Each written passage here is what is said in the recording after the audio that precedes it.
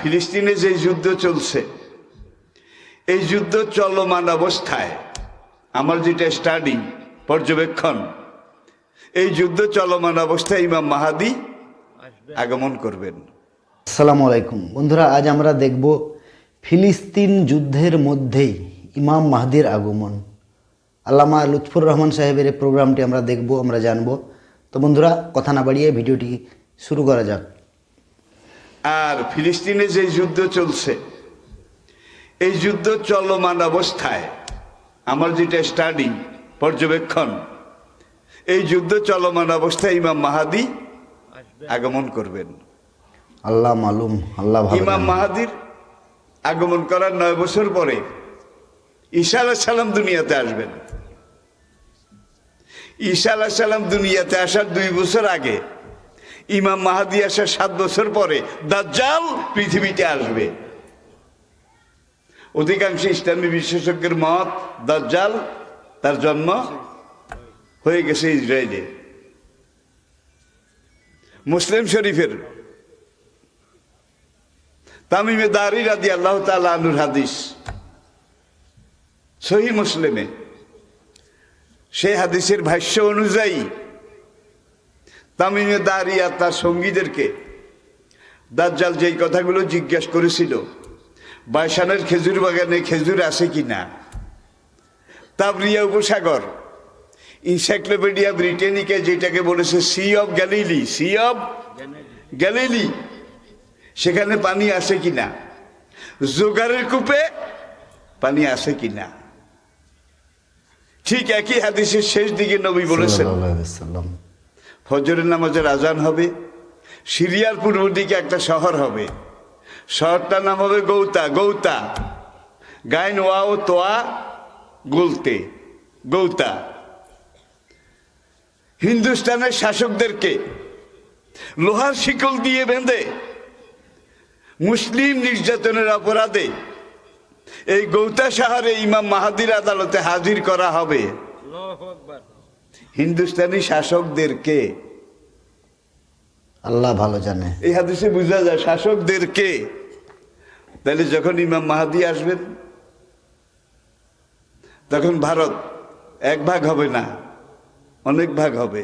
এই জন্য নবী বলছেন শাসকদেরকে, বহু বচন।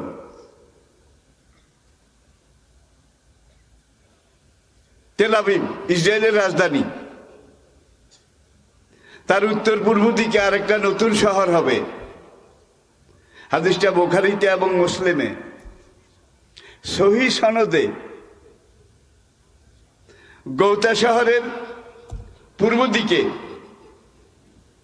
যেই ক্যান্টনমেন্ট হবে,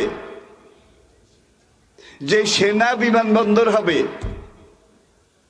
বিমানবন্দরটা আজ থেকে প্রায় 23 বছর আগে বিমানবন্দরটা তৈরি হয়ে গেছে। বেবাবে লুদ্দিন, বেমকানে লুদ্দিন, লুদ নামক শহরের গেইটে ঈসা আলাইহিস সালাম দাজ্জালকে হত্যা করবেন। ওয়াকুলু আল্লাহু আকবার, হত্যা করে ঈসা আলাইহিস সালাম বলবেন আল্লাহু আকবার। সেই লুদ শহর তৈরি হয়ে গেছে। 1,500 বছর আগে নবী যখন বলেছেন, ইসরায়েলও ছিল না, লুদ শহরও ছিল না, সিরিয়া ছিল। সিরিয়া, সিরিয়ার পূর্ব দিকে গৌতা। এই শহরের গেইটে বেবাবে লুদ্দিন, বেমকানে লুদ্দিন। গৌতা শহরের দিকে ঢুকতে বিন গরিয়ান ইন্টারন্যাশনাল এয়ারপোর্ট, সৈনিকদের বিমানবন্দর, ইসরায়েলি সৈন্যদের, সামরিক। এই শ্বেত পাথরের একটা বিশাল গেট ইসরায়েলিরা তৈরি করেছে। গেটের এখানে লেখা আছে বিন গরিয়ান ইন্টারন্যাশনাল এয়ারপোর্ট। তার নিচে লেখা আছে the king of piece will emerge here. এই দাজ্জাল সাহেব এসে আমাদেরকে, ইসরায়েলিদেরকে পুরা পৃথিবীর নেতৃত্ব এনে দেবে। সেই দাজ্জাল এই গেট দিয়ে প্রবেশ করবে। আর বুখারী মুসলিমের হাদিসে বেবাবে লুদ্দিন, লুদ শহরের গেইটে। তাহলে গেট তৈরি হয়ে গেছে লুদ শহরের পূর্ব পাশে। এখন শুধু মেহমান আসার বাকি। কি মেহমান আসার বাকি। পুরা প্ল্যাটফর্ম তৈরি হয়ে গেছে। নবী যা বলে গেছেন, কোরআনের পরে সবচেয়ে বড় সত্য কথা নবীজির হাদিস, ঠিক কিনা বলেন?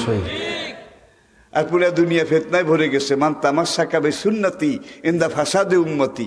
আমার উম্মত যখন ফিতনা ফাসাদে পড়ে যাবে, বিভ্রান্তিতে পড়ে যাবে, এই সময় আমার যেই উম্মত, আমি নবীর খুন রাঙ্গা, দাঁত ভাঙ্গা, রক্তে রাঙ্গা, মাথার খুলি ভাঙ্গা, একটা ইসলামের আদর্শ, কোরআনের আদর্শকে মজবুত করে ধরবে, কোরআনের পক্ষে কাজ করে যাবে, এগিয়ে যাবে, ফালাহু আজরু মেয়াতে শহীদ। নবী বলছেন সেই এক এক উম্মতের আমল নামায় আল্লাহ পাক 100 শহীদের সওয়াব লিখে দেবেন। সুবহানাল্লাহ। বদরে উহুদে জীবন দিয়ে সাহাবারা পাইলেন 1 শহীদের সওয়াব। আর এই ফিতনার জামানায় আপনারা ইসলামের জন্য জীবন দেবেন, আপনারা 100 শহীদের সওয়াব পাবেন। রাজি আছেন? রাজি আছেন? রাজি আছেন? নারায়ে তাকবীর, নারায়ে তাকবীর। আমার হায়াতের কসম, ইসলাম আসতেছে। ইমাম মাহাদি 9 বছর ইসলামী খেলাফত চালাবেন পুরা দুনিয়াতে। এরপরে ঈসা আলাইহিস সালাম এসে একাধারে 40 বছর পুরা দুনিয়াতে ইসলামী খেলাফত কায়েম হবে। নবীজির এই হাদিস কি আপনারা বিশ্বাস করেন? করেন? ইনশাআল্লাহ। সবগুলা হয়ে গেছে, এটা সামনে আসতেছে, ইসলাম আসতেছে। বিশ্বাস যদি না করবো তো এখন আপনি যদি ইসলামের কাজ করেন, আপনি 100 শহীদের সওয়াব পাবেন।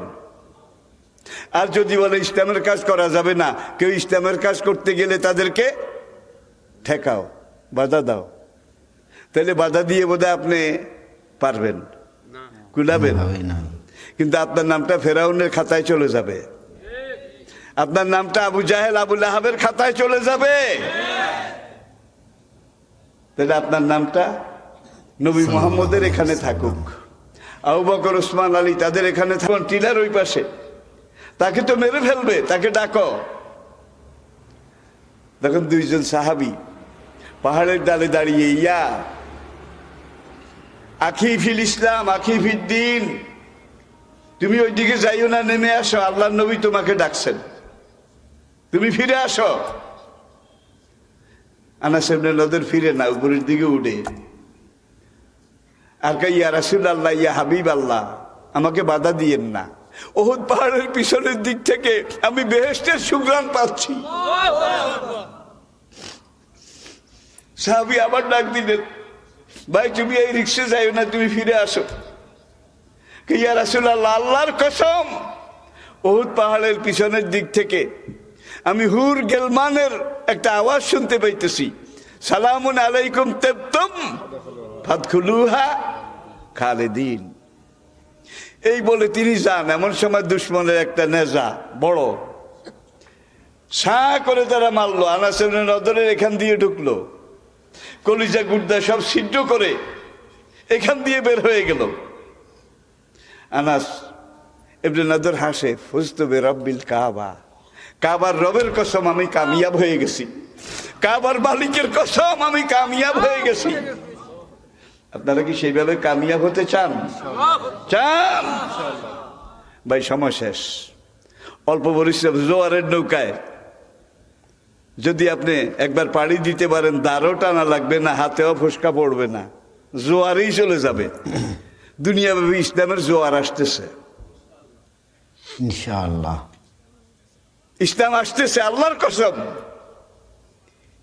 ইমাম মাহাদি এই একবারে কাছে। ইমাম মাহাদির পরে দজ্জাল আসবে, দজ্জালকে হত্যা করার জন্য 4th আসমান থেকে আল্লাহ ঈসা আলাইহিস সালামকে পাঠাবেন, সব মুখামুখি।